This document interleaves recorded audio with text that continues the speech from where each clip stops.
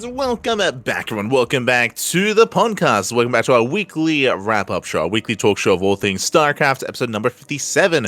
We just went over our weekly topics, our weekly news, I should say, and now we're going into our tournament results. Up first, we have our modded events. No SC Evo tournaments here, as the StarCraft Illusion Championship is around the corner. It's on the horizon. First, though, we do have the Patches Patch Clash number 2. Patches, of course, is a community figure who is a map maker. He makes maps. He also does host his own tournaments, and he did take the extra step and did make his own patch notes and patch list as well, and has been running and hosting events on his own patch. And here we have the results of the second event. Here we do have GG Machine. He pops off, takes down Home 2-0, takes down Jimmy 2-1, Art 2-0, and Bappy made it to the final. That's crazy. And takes down Bappy 3-1 in the grand finals. Very impressive showing here by GG Machine. Patches. He comes in. He patches the game. And a Zerg wins? When was the last time we had a Zerg champion in an online tournament? Like, that's crazy. Oh my god. He fixed the game, but oh my god, he patched it. Meanwhile, shout out to Bappy. Bappy, he also went on a tear. I mean, best of ones in the lower brackets, so a bit of a different format, bit of a different result, different setup there. But Bappy took down Jimmy, took down Hacker Soap, and took down Art as well. So very impressive play there out of Bappy to make it all the way to the finals. But congratulations to GG Machine for claiming the win. GG, well played. And again, I know that Patches, he is iterating and working on his patch notes and trying to refine his own approach to the game as well. So GG, well played. That leads us into our amateur tournaments here. That leads us into the Amateur League Weekly number 134. This is a circuit or a league series here where we have a tournament for each kind of bracket of player, MMR range, I should say. This is for players between bronze and platinum. This is the Initiate Weekly. Here we did have Ragnar going to town. I think it was last week where Ragnar was able to be the champion. Here he makes it all the way to the finals where Kimari brings Ragnar down 3-0. So Kimari does take the 2-1s. I actually did go to the ace match previously against Bimbapunk, against Milo, but did have a more stronger series here, stronger showing against Ragnar. So congratulations to Kimari for claiming the win. Congratulations. That leads us into our veteran tournaments, into the veteran league for Diamond 3, between the leagues of Diamond 3 and Diamond 2. Here we have Taldarim. Not the first time. Taldarim has been looking very strong in these tournaments. Takes down Nelsdog 2-1, takes down Split, takes down Lauren, takes down Split in the grand finals. So strong showing there by Taldarim. Did go all the way to the ace match earlier against Nelsdog, but did look quite dominant in the other matches. So congratulations. Again, not the first time we've seen Taldarim take the win. GG. GG well played. That leads us into the Prestige tournament. This is for the leagues between Diamond 1 and Masters 2. Here, this is, I would say, one of the more populated brackets and more populated kind of league ranges here of tournament. Here we did have Beast. Beast takes down Wiseman 2-1. It's been a while since I've seen Wiseman. Takes him down 2-1. Takes down Steez 2-1. So we had a bunch of ace matches, and in the finals he goes down to Wiseman in the rematch. Let's go, Esther Wiseman. He went on a tear in the lower bracket. Takes down Set, takes down Arez, and takes down Steez as well. A player that I'm not seeing here that's typically a regular is, of course, Dizzydorf. Dizzydorf, he was not in this week's tournament. I know he has been getting better. Fun fact, Dizzydorf, he's gotten to the point where he actually cannot play in our tournaments. He did exceed the MMR restriction for a Masters 1 Open. That is why we have not seen Dizzydorf in recent times. But I believe he still is able to compete in these events, but not this week. Not this week, he was not there. And congratulations to the wise man for claiming the win. That leads us into the elite version between the leagues of M1 and GM. This is the least populated version. Again, most pro players and most GMs do just compete in tournaments that provide prize money. Here, only points are awarded, so there's a little bit less incentive, and as a result, there's just not many that really take part in these tournaments. Here we did have Ledlix. Ledlix, he does get a walkover over Miss Crimson, so Ledlix does get the walkover win in the Elite Weekly. GG. GG well played here to Ledlix. That leads us into the SDO. That leads us into the Duckling Open. That is our monthly tournament for those between the MR ranges of 0 to 4.2k MMR, bronze to diamond. So here, this is our weekly tournament, and we had Winter. Winter did pop off. Winter, he is a regular in our tournaments. He does show up quite regularly for our weeklies. Likewise, we didn't really have too many newer players here. You can see Nelson, he was in this tournament as well. Droptimus, it's been a while since he's competed. Optimus, he's of course in the Americas. Our tournaments are not friendly to the Americas when it comes to their time slot and time zone. So shout out to any players from the Americas that ever compete, from Latino America or from North America as well. So Optimus, he was able to take a game off of Winter, and Winter again, he dropped a map to everyone, to Optimus, to Horseradish, and to Hobo Bobo as well. But in the end, it does claim the win. So congratulations to Winter. Congrats. As I think for the first time, he is our C Duckling Open champion. Likewise, that leads us into the Passioncraft Emerging Stars number 27. This is also MR restricted. Again, all the tournaments that we're getting into are all MR restricted in some way. This is for those that are 5.5k MR and below. That is kind of low to mid-ish GM. Low to mid GM, or low GM, yeah, I would say like around low GM, is Passioncraft Weeklies. This is for the rising stars, of course, for those that are kind of rising through the ranks in the GM League. And here we did have Anticore. Anticore took down F2 Click 2-1, Magnat 2-0, but went down to Sodavlad, 3-2, went all the way to the ace match. Really impressive performance. Not the first we've seen of Sodavlad. He did compete, I want to say, in the previous tournaments, or there was another event that we did actually see him in that did catch our attention. So really cool to see him here once again, claiming the win and qualifying for the OSC Elite Rising Star as well. GG.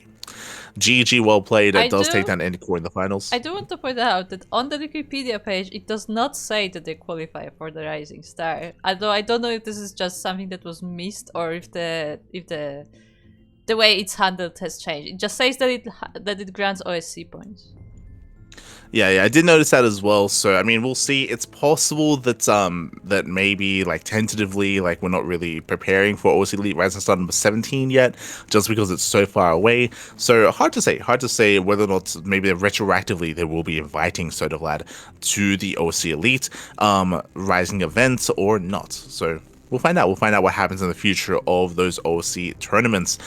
It's also possible that it's also very possible because the OSC Elite Rising Star tournament took so long to get going, so many more players qualified for it from the Passioncraft tournaments, that maybe after that one event, Eddie's like, you know what? We should probably like slow down a little bit.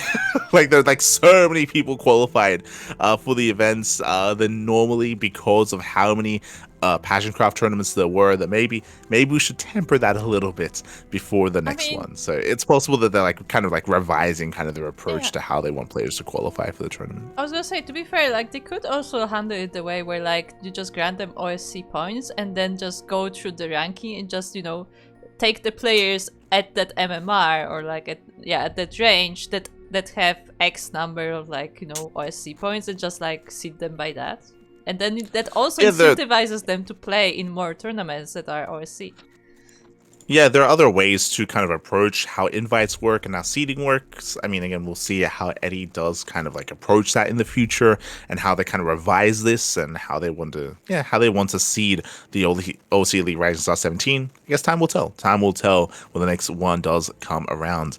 As we do get into our final kind of events like this, that is going to be Thermal 2v2 Circuit Warm-Up Cup number 5. This is the final Warm-Up Cup before the main circuit. Again, Thermal, he is going to be running the 2v2 circuit starting tomorrow, by the way. It is right around the corner, the biggest 2v2 event in the history of StarCraft 2. But before that event, we had these warm-up cups. These are these weekly tournaments just to give players a reason to compete, to improve, to take part, and to warm up and get ready for that big circuit. Let's go. For this tournament, what were our pairings? Here we had Spirit and Showtime. Once again, no Max Packs. No Max Packs. The Spirit, he showed up with Showtime. Showtime, of course, is the replacement man. Meanwhile, once again, we have the two rivals unite. They didn't go far, but we had Geralt and Christiana. Again, Geralt and Christiana, they did join forces for this event. They got knocked out early on by Moja and Optimus, but really cool to see them joining forces nonetheless. We once again had the return of Euthermal and Goblin. They did take part together. They went up against an interesting pairing, actually. Lambo and a Laser. Lambo, he's usually playing with another Protoss player. He's usually playing with Showtime or with Hearthstone or with Kelazar as Terran. This is the first time I've seen Lambo with a laser. A laser also is typically playing with Skilless, but I should also mention, we spoke about this last week, these warm-up cups also give you the opportunity to play with other people they otherwise wouldn't, which is really important coming into the main circuit. The 2v2 circuit does not have a lot of teams. In the 2v2 circuit, the format is so different and so unique, where all these players have to play with a new partner every round. Every round they're paired up with a different player, so you have to excel in 2v2, not just with your typical partner, but in every matchup with a Terran partner, with a Protoss partner, with a Zerg partner, with another player. So these are really good opportunities to catch someone, to get someone that's maybe in your group to play together for the first time, to be able to ease yourself into it, to kind of break that in, and to be able to play 2v2 with someone that you're not familiar with, to kind of prepare for the circuit. So really cool to see Lambo and Laser playing together for the first time. Likewise, we did have Jumi and Yakov. They've been on and off together, so cool to see them joining forces once again. Milky Cow and Wayne, they joined forces once again. We have GG Machine and Shameless. We have Def Mars and Zardians. A lot of the other pairings here are typically what we expect, but this time, we see Def Mars and Zardian take down Jumi and Young Yakov. Very impressive. Likewise, I would say that the strongest team in the CIS region is GG Machine and Shameless, but they went down to Milky Cow and Wayne. Milky Cow and Wayne, they're a lot more aggressive. They're a lot more cheesy. I would say maybe they're one of the cheesiest teams in 2v2. They take down G Machine Shameless, they take down Def Mars and Zardian, and they take down Spirit and Showtime in the finals. Very impressive. Very impressive play there. GG will play it to Milky Cow and Wayne as they become this week's Warm-Up Cup champions. Congratulations here to our duo. And again, wish all the players, of course, the best of luck coming into tomorrow's circuit. Oh boy, it's in just over 24 hours, by the way. Just over 24 hours is going to be that next circuit. Meanwhile, that leads us into our regional events. That leads us into the return and the beginning of a new season of Code for Giants Cup. The Brazilian circuit is back, has returned. We did not cover this event. We did speak on this previously, but we're trying to take things a little bit slow in the aftermath of EWC, so we're casting a little bit less than we used to. We're still casting and we're still streaming on a daily basis, but we're maybe once a day instead of like twice a day, 3 times a day, every single day. So we're taking things a little bit slower here.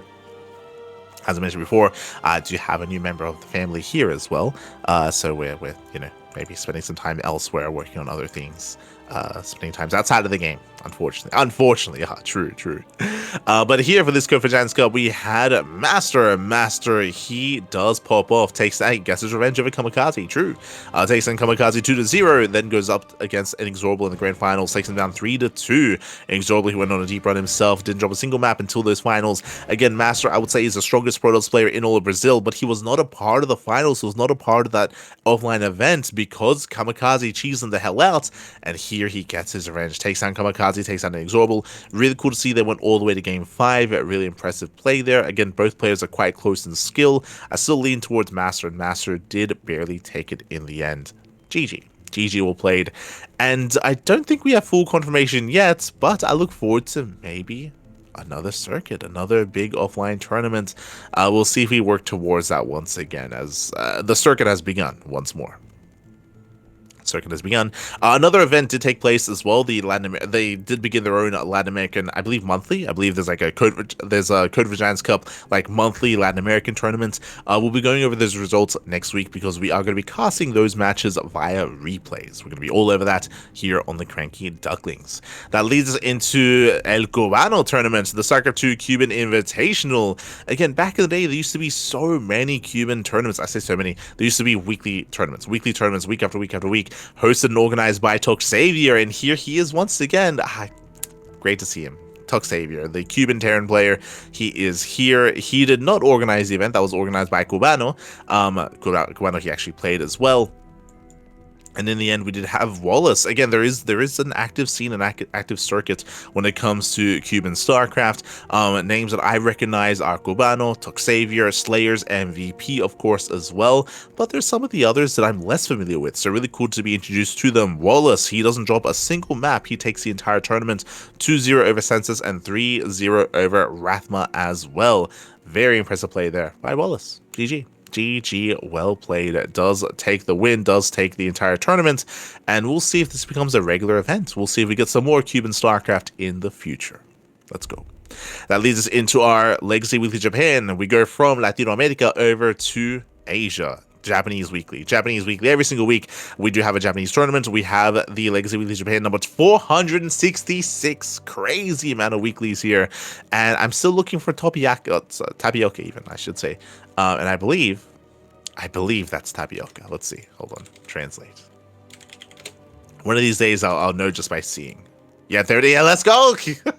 Let's go. Tapioca comes out swinging. Tapioca is back. Takes down Crimson 2-0. Takes down Antado. Raven 2-0. Takes down Sayark 2-0. And takes down Hirekui 2-0 as well. Very impressive play there by Boba.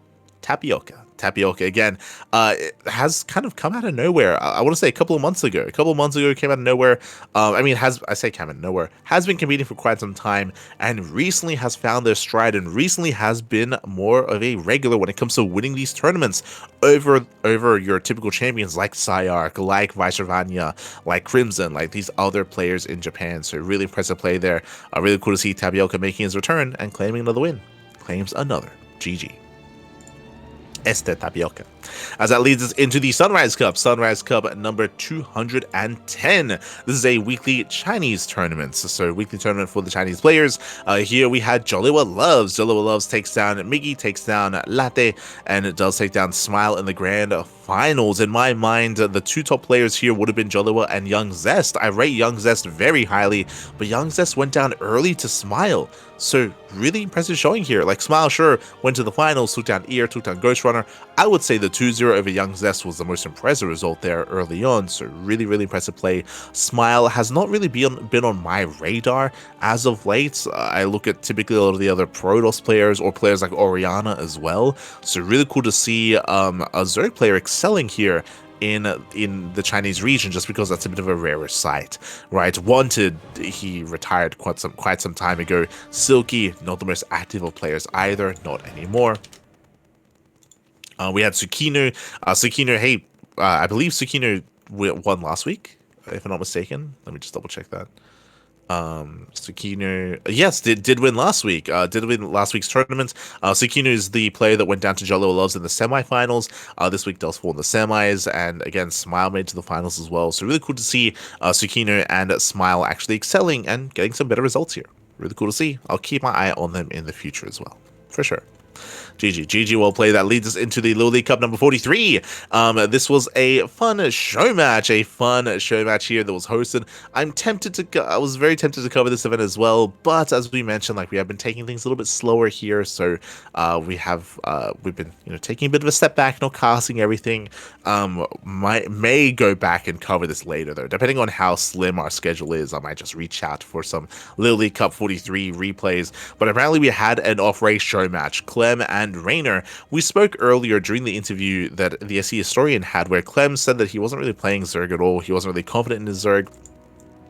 It wasn't really something he was considering. But hey, we have an off-race show match, and clearly Clem's Zerg and Rainer's Terran are close in skill. Clearly they're very close here. Best of 7 went all the way to game 7, and Rainer did barely clutch it out in the end. 4-3 went all the way to game 7. Crazy result. Crazy show match, and again, really cool to see Rainer and Clem having fun with their off race, and Rainer popping off. Congratulations to Rainer, as he does show Clem how to play some Terran, and does claim the win. GG. Apparently it was covered by Wardy. Apparently Wardy did step in to cast this. Again, we might cover these matches ourselves in the future via replays. It does depend on what our schedule is looking like. If we ever have like a free day available, then sure, we'll step in, we'll cover these matches. Otherwise, we have, speaking of the Elite Rising Star Tournament, the OSC Elite Rising Star number 16. This is a tournament that is, of course, focused towards players that are still up and coming, basically players that have made it to these big offline tournaments, that have excelled and had some deep results in GSL, in DreamHacks, in ESL Pro Tours, in regional tournaments, are ineligible for this tournament. So this is more for the up and comers instead. And we did cast day one. Day one was this week, and we casted 10 best of 3s. so many best of 3s, papi. We had a lot of really crazy results. Moja, I was impressed. Moja took down Eva 2-0. Percival took down Sig 2-0. Sorry, I don't want to gloss over that actually. Sig, he impressed us. He took down Mino VK. Sig, he's still like a younger up and coming player. So for him to take down Mindle was very impressive. Not something that we were expecting. So it was able to take him out. We saw Sylvester take down Hydra. Art took down F2 Click. Art took down Jomek. Art, I would say an upset. Polish Art took down Shameless 2-0. I rate Shameless very highly nowadays. I rate him very highly. So for Art to bring him down is a very impressive result. We had Zebestas taking down Inexorable. We had Baby Marine. Baby Marine took down Night Phoenix as well. And we still have many more matches ahead of us. Something I should emphasize is this tournament is double elimination. Double elimination tournament. So there's still plenty more matches to go. And no one is eliminated yet. Now, yes, we did cast day one, but we have no confirmation. We have no guarantee that we're going to be casting any other day in this tournament. Again, typically Eddie does kind of rotate. So sometimes he approaches Wardy, Steadfast, Chicken Man, Dave Testa, or ourselves. So whoever is available, whoever steps in, will be covering that week's tournament. In regards to OSC King of the Hill, in regards to these elite tournaments as well. So we might step in and cast day 2 or day 3 or day 4, or it might go to someone else. Regardless, we at least cover day 1. And a lot of really fun matches. I will say some one-sided series, a lot of 2-0s. A lot of 2-0s. We only had one series that went to the ace match, and that was Babe Marine and Night Phoenix. And it was very intense, very short games, a lot of aggression, a lot of all-ins. A lot of all-ins there. But GG, well played. With that, that leads us into the OSC 2025 mid-season playoffs number 1. Here we go. We do have some progression here.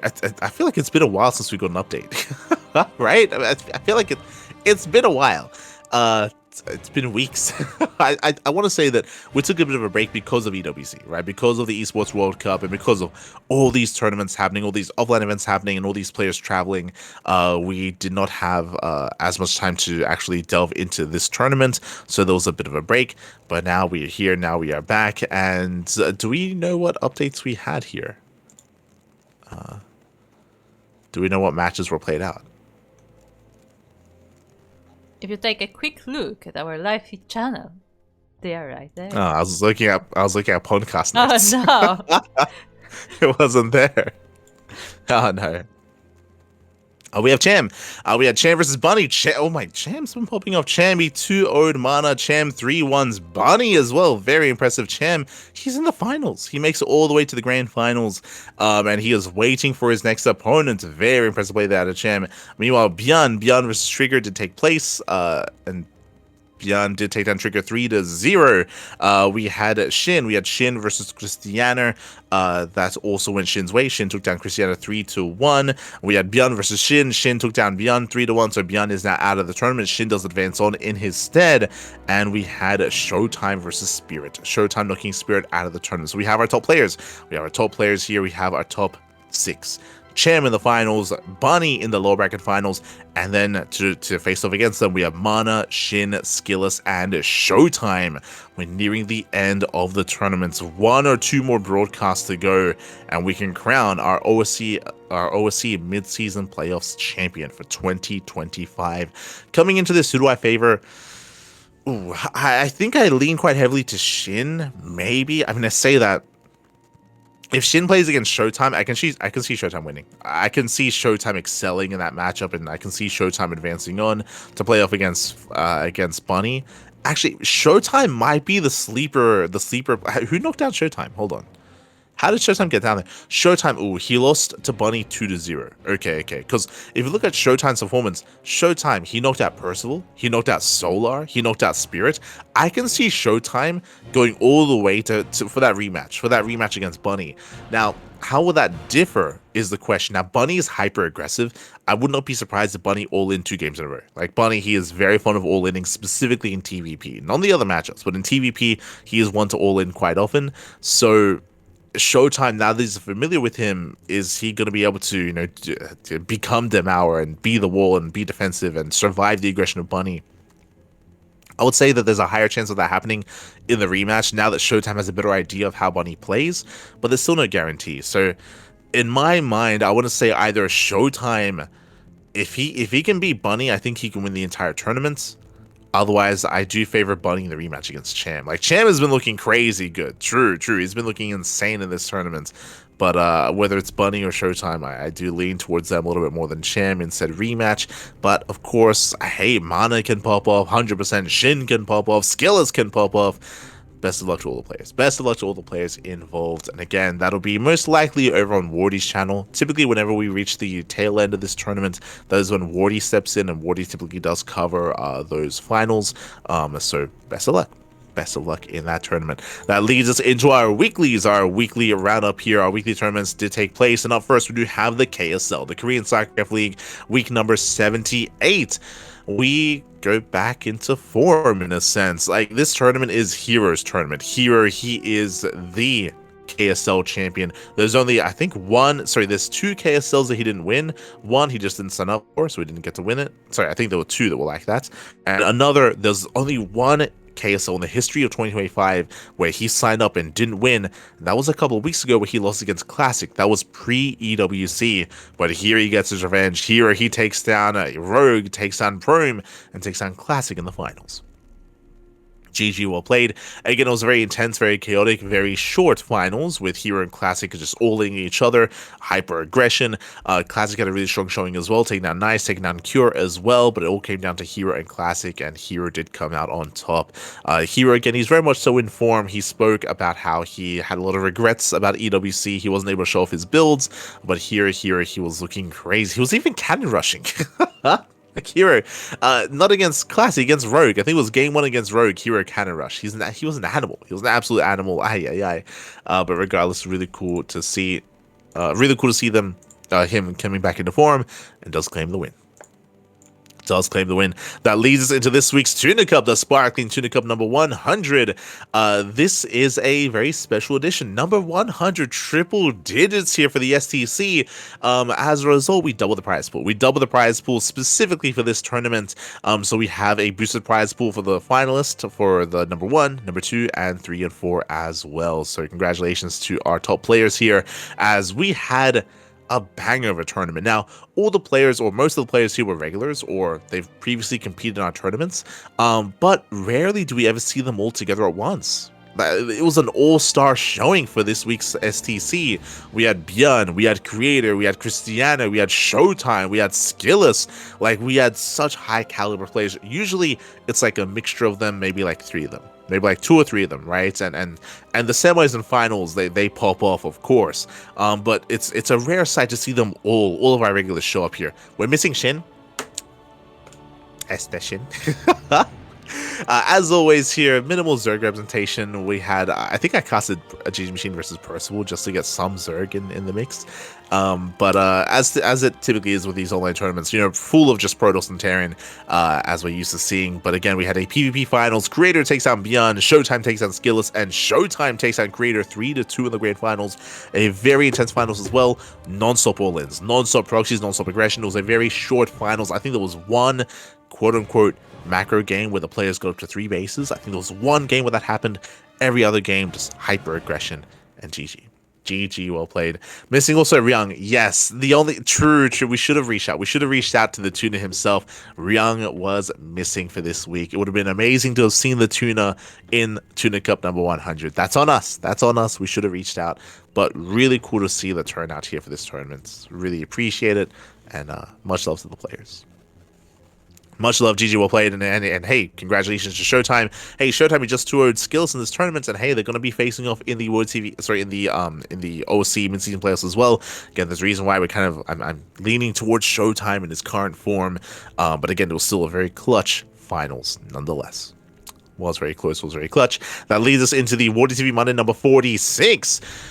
Whew, here we go. Here we had Creator, he popped off. Oh my god, Creator, purely PvP for Creator. He takes down Cristiano 2-1, takes down Hero 2-0, takes down Shameless 2-1. Again, Shameless has been popping off as of late. Speaking of Shameless popping up, look at this series. Look at this run. Shameless, he 2-0'd Showtime. Showtime, who just took down Creator, who just won the Tuna Cup. He goes down to Shameless in the first round. Again, Shameless, he's crazy. Takes down Showtime, takes down Rebellion, does fall to Creator, but hey, went all the way to the ace match, and then Max was looking dominant in those finals. Now, what I will say, this marks the beginning of a new era, specifically of Max packs. If you're watching those finals, if you missed it, watch the VODs. Check out the VODs here for this week's WardiTV Monday. and for this week's Pigstar Cup as well. MaxPax, he is known for being very predictable, very one-note, and very inflexible in PvP, specifically in PvP. And to be fair, it has been working for years. Like, MaxPax, he had the best PvP in the world in 2024, and I would say in 2023 as well. Those 2 years, like MaxPax, he had straight up the best PvP in the world, and that was like what he typically did rely upon at times as well. But ever since the new patch, MaxPax has been struggling. He has been struggling. He has been attempting to do what he does best, and that is just gate cyber into Stargate into expansion. Same build every single game. But typically what that would mean is that his opponent would just one base all in. His opponent would one base all in to punish his greed when it comes to PvP, and he would defend, survive against it, and shut it down. In the latest patch, we have seen so much more diversity though, and MaxPax has been struggling against that. We've seen players go for all-ins against MaxPax, one base all-ins. We've seen players fake one base all-ins. We've seen players out-greed MaxPax and go for Nexus first or even gate expands and get away with it. We've seen so much more diversity ever since the new patch in PvP, and MaxPax, because of his inflexibility, has been struggling that much more. Until this week, I bring this all up just because in this finals, we saw, I don't think MaxPax ever went for the MaxPax opener at all. Like, we saw him cheese, we saw him proxy, we saw him go for 2 gate openers as well. MaxPax looked like a different player. he looked like he was playing PvP. It was crazy. He was playing StarCraft. I mean, oh my god.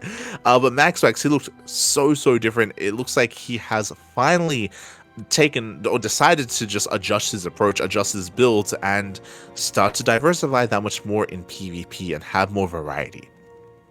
It is really cool to see. It's really cool to see here. This marks the beginning of something special, potentially.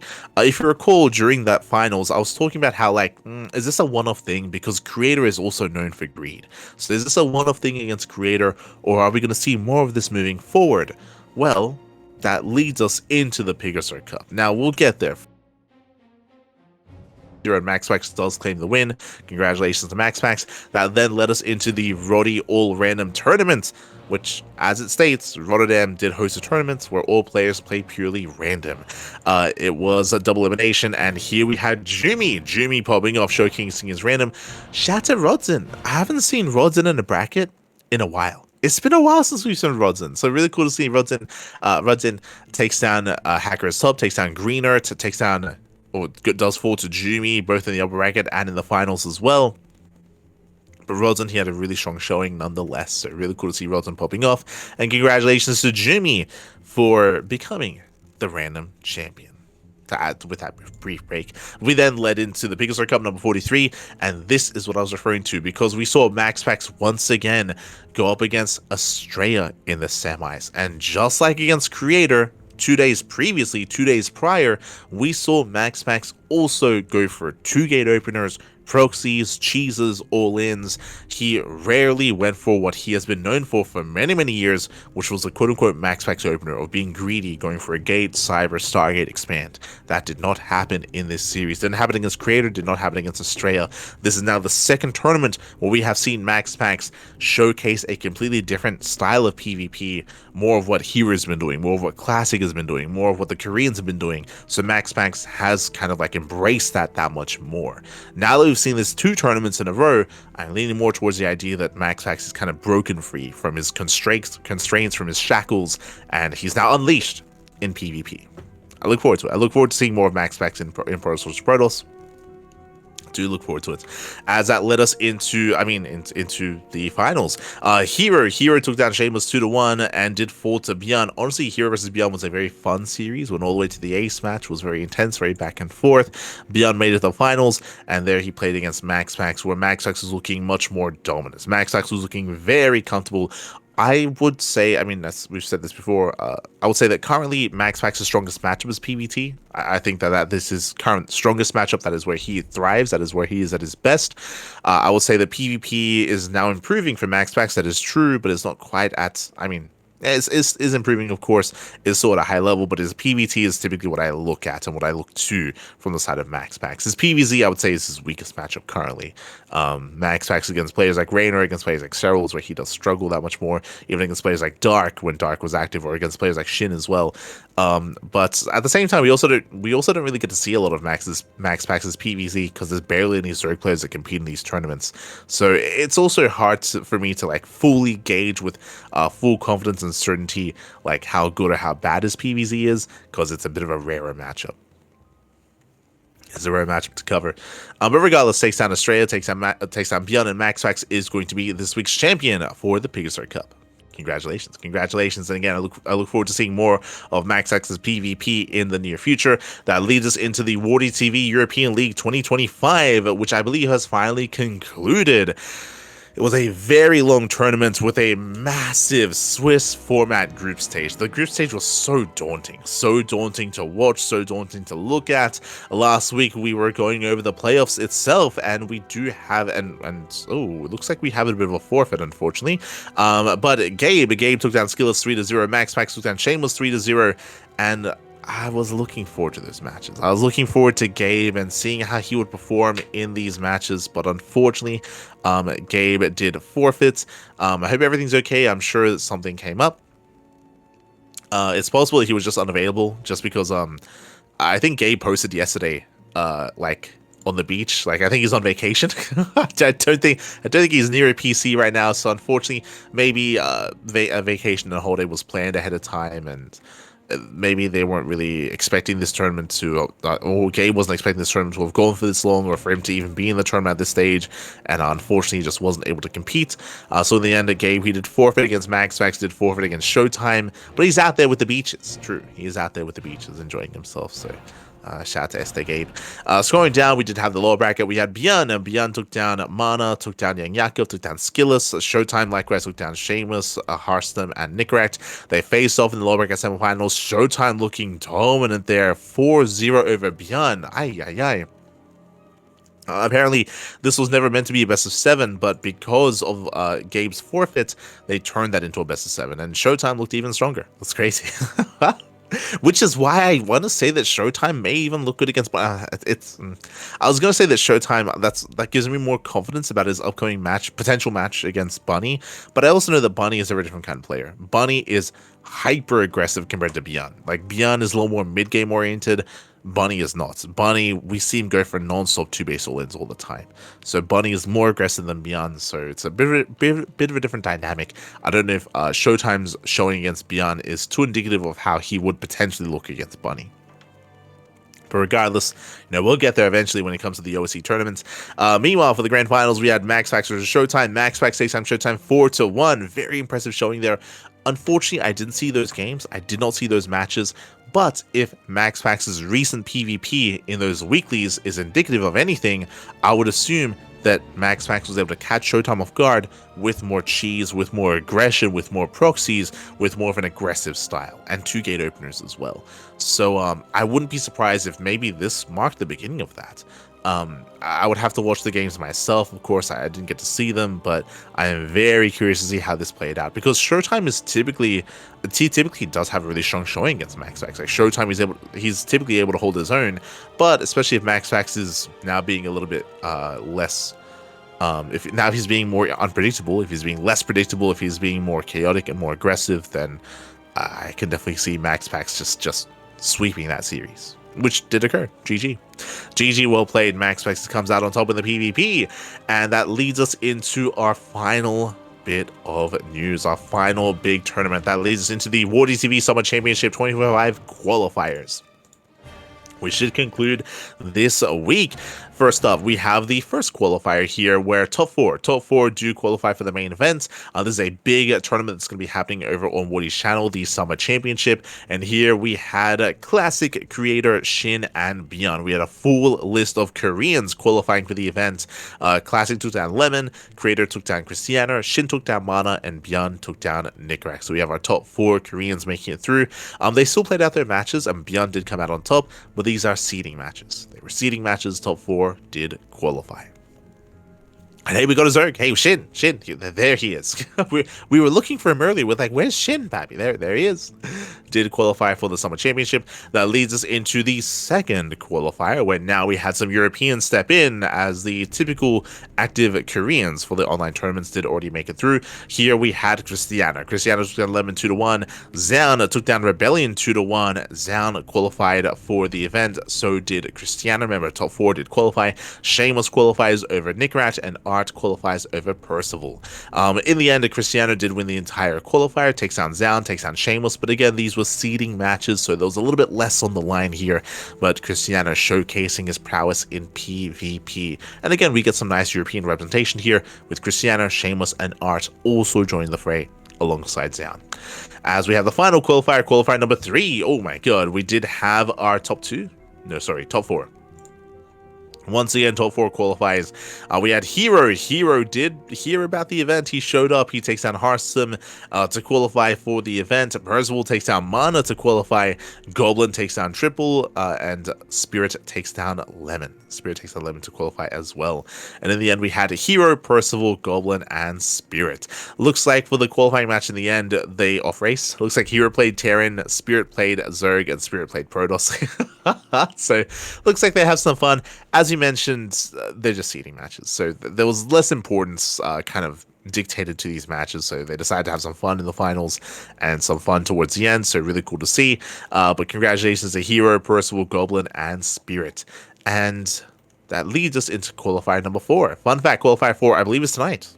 Yes, it is going to be later on tonight. It's currently ongoing. Actually, as we were saying, it actually just began, so the bracket is underway. Max, he was actually not in any of the previous qualifiers, so Max, he's there. Max is going to be primed to qualify. Gumiho, Jesus, looks like for the final qualifier, looks like some players were notified. They were like, hey, big tournament's happening, you don't want to miss out. They're like, oh god. These are the last second signups here. We got Cure, we got Bunny, we got Mana, Max, Ryung, Gumiho, Nightmare. It's been a while since we've seen Nightmare play. Nightmare, he has not competed in quite some time. He retired to compete in Deadlock, so Nightmare randomly showing up as well. I don't have any high expectations for Nightmare, but just really cool to see him. Really cool to see him signing up. I don't expect him to qualify, but you know, it'll be impressive if he does. So really cool to see Nightmare once again. And best of luck to all the competitors here for the final last chance qualifier. Once again, top 4 will make it through. Predictions. Predictions here would be Cure, Bunny, Max, and Gumiho. Pretty boring predictions, but we do have some big heavy hitters that are all spread out throughout the entire qualifier intentionally. So I could see some upsets. I could see Ryung upsetting. I could see Mana causing an upset. I could see Jumi causing an upset. There's some, yeah, true. Like Jumi, Mana, Ryung, Harstum, Nightmare could crazily pop off. Like there's definitely some upset potential there for sure. Best of luck. Best of luck to all the players, even Nickrat for sure. Correct. When it comes to the main events, do we have any announced invites? Let us have a look. It looks like we do not. But heading on over here to the WardiTV Summer Championship, you can see the qualified players. We have a plethora of Protoss, as always. We have one lone Zerg. And we have a couple of Terrans. So we have Classic, Creator, Art, Cristiano, Shameless, Zan, Goblin, and Hero for Protoss. For Terran, we have Björn, Percival, and Spirit. And for Zerg, we have Shin. Now, we do have some available invites, and most likely, because typically the way that Wardy does this, because I'm sure he will notice, like, oh, there's a lot of Protoss, typically he will try to focus his invites to Zerg and Terran to try to balance things out. So I can see invites being given and handed out to people like Solar. I can see Solar, Rogue, maybe Clem, Cyril, and Raynor. A laser, Lambert. He usually reaches out to Lambert for sure. Whether they accept the invites yet to be determined. But I can definitely see Wardy reaching out to said Zerg and Terran players to try to round out the bracket and to balance things out, and to actually allow for some Terran and Zerg in the later portions of the tournament as well. So that's kind of what we expect.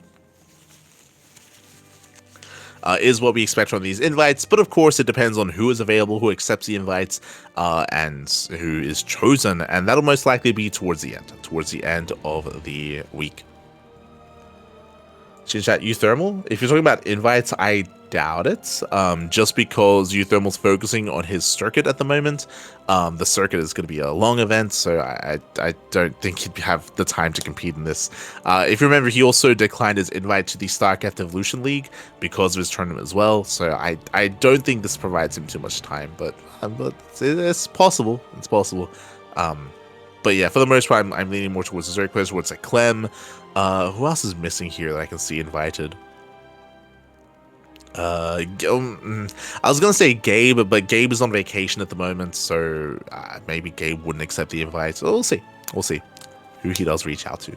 Otherwise, with that, that is something to look forward to, of course, when it comes to the WardiTV Summer Championship. Before I get ahead of myself, as a reminder, the Euthermal 2v2 circuit starts up tomorrow in less than 24 hours. Actually, now would be the time to go over that event as well, as a bit of a reminder, as a bit of a refresher here. So when it comes to the tournament, we have our confirmed players. We have Goblin, MaxPax, Shameless, Showtime, Skillless, and Trigger. We have Milky Cow, Nickrack, Spirit, and Euthermal. We have, of course, Jumi, Laser, GG Machine, Lambo, Cyril, Wayne, Zugilang, and Young Yakov. We have our top 18 players. We have our top 18 players. 16 from the standings and 2 from the last chance qualifier, all competing in a $15,000 USD prize pool. I say that currently it's 15K, but the match arena is open and it most likely is going to grow. So we can see this event growing even larger. This event is already the biggest 2v2 event in the history of StarCraft II, and it only is going to get bigger. I have a note. The prize pool will not get bigger than 15K. Keep that in mind. That the prize pool is locked to 15K. However, if the match arena reaches the next stretch goal, which is I think 17K, something around that, then the players who also stream their POV will be rewarded for streaming it. And then if the match arena reaches 20K, the stretch goal, that secures the next season of the event. There you go. There you go. So we do have stretch goals, and I really appreciate that it's not all going towards the overall prize pool. I think it's smarter. I think if you remember, Pig did this for the Pig Fest. Pig did this for Pig Fest as well, where if you do exceed a certain amount, then it just goes towards the next tournament. It goes towards the next tournament. That is smarter. It does mean that there's a little bit more longevity to the event. It means that there's more security when it comes to future tournaments as well, to keep the league going for months and years to come. Let's go, baby, let's go. But yes, I should emphasize as well, like there is going to be that streamer prize pool, that streamer award where players are going to be incentivized to stream their POVs to earn some extra prize money. We just got, I guess, an update here, as you can see on the Wikipedia page. Clem, unfortunately, did decline his invite. I say decline his invite. He didn't get invited. He competed. He earned his spot, of course, playing in so many 2v2 tournaments. I would say that Clem and Trigger are the second best 2v2 team in the world, second only to Spirit and MaxPax. Like Clem and Trigger, they're very strong players in their own right. Unfortunately, it looks like Clem is going to be forfeiting this spot. It's possible that he's just taking some time off after EWC, right? Maybe like he wanted to commit, but maybe after Esports World Cup, he's like, yo, I just want to take a break. I mean, hey, that coincides with the off-race show match that he had against Rainer, right? He was off-racing. He was not playing his main race. So it's possible that Clem might just be decompressing and just taking some time to himself, which might also mean that he might decline an invite to Wardy's tournament. If Wardy does invite him for the Summer Championship, there's a chance he might turn it down if he's taking some time off. So we'll see. Regardless, Nickrack does replace Clem, and the format, as again, this starts in 1 day and 3 hours time. The group stage, I should say, the format is round robin in more ways than one. Round robin opponents, round robin teammates as well. Again, this is the most interesting thing about the format, is that despite the fact that you qualified with a certain teammate, you're not necessarily playing with that teammate in the tournament. You might be able to in the playoffs, but in the group stage, no shot. In the group stage, you are split off from your own teammate, as you are split into separate groups, and you're playing with everyone else. So you can see here in round one, we have Euthermal and Jumi teaming up against Skillless and Wayne. We have MaxPax and Cyril teaming up against Trigger and GG Machine. Then we have Euthermal and Milky Cow, Serral and Skillers, Max Action GG Machine, Trigger and Jumi. You just swap. You just switch it up. You swap on over. You find you have another teammate round after round after round after round. It's all about not just how you play 2v2, but also how well you play with other races, with other players, how you play on the fly. We emphasize this is why the warm-up cups were so important, because they allowed you some time to play with someone that's not your typical teammate, to reach out and play with someone else, to practice, to improve, and to, you know, test your skill against that. That's how we had Laser and Lambo, for example. They're going to be a pairing in round 6, and they already played together previously as well. Gives them some time to adjust, gives them some time to reach out and to start practicing those other matchups. Every matchup. Crazy, very crazy. So again, a really unique format. Will it be good? Will it just lead to disaster? We're gonna find out. hey, if it's a disaster, that makes for good content anyway. So it's gonna be a great time nonetheless. And again, we're gonna be working behind the scenes on the event as well. Myself, Kuro, and many others to admin, to organize, to make sure everything runs as smoothly as possible in the group stage and coming into playoffs as well.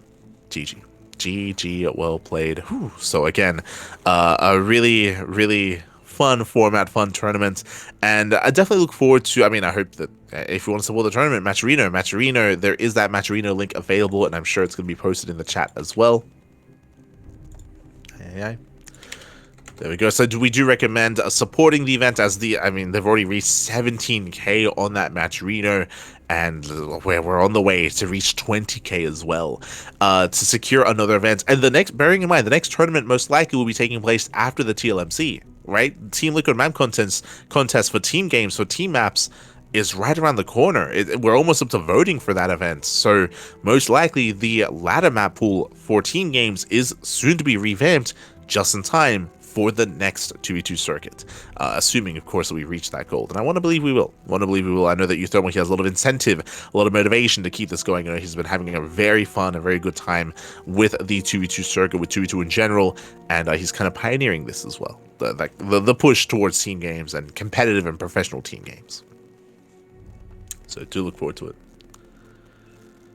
Also, meanwhile, shout out to Tomahawk 006. Thank you so much.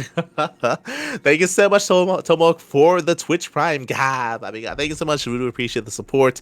Do appreciate it so much, as that is going to be us wrapping up. We do have other events on the horizon here on the CranKy Ducklings. Tomorrow we're going to be casting the Sunny Lake Cup. We also have the RSL. The RSL qualifiers are going to be over the weekend.